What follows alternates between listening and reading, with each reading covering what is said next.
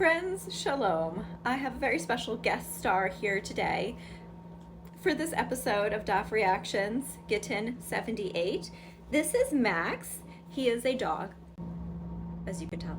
He is Sansa's cousin, and he's here for a very special reason. If you missed yesterday's episode and want to watch it for context, please feel free.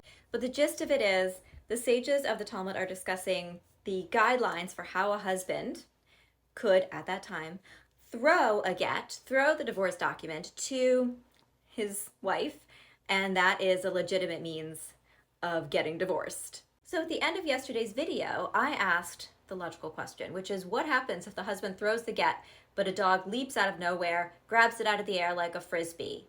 What happens then? And wouldn't you know, today's daf addresses that very question. Let's say the husband and wife are standing in public. They are at the marketplace, and he throws the get at her, which I feel is kind of rude, but I know that's not the point of this. But anyway, if it doesn't make it that far, like if the wind or something blows that get back in his face, like that scene from The Big Lebowski, and it lands closer to him than to her, that's not an effective divorce. They're not divorced. That didn't fly literally, nor did it fly figuratively.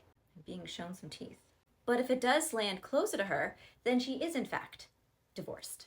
But Rabbi Eliezer says, if before that get gets to her hand, a dog leaps out of nowhere and grabs it, she's not divorced. And the Gemara asks, why? Even though the dog did take it away, it was still briefly, however briefly, in her personal space, in her vicinity. Blackpink in your area. The Gemara says that what Rabbi Eliezer must have been referring to, was her inability to guard that physical space around her from this rather unshocking canine theft. And because of that, it's not really considered her space in a legal sense, so not technically divorced. Now, I can indeed confirm from vast personal experience that dogs do not recognize personal space in any way, shape, or form. He just put his paw on my foot. So yeah, this does track. But more importantly, this is one of my favorite things about learning Talmud. I can ask a question here in 2023, 5783, about something I encounter in the Talmud text. And so very often, it turns out there is nothing new under the sun.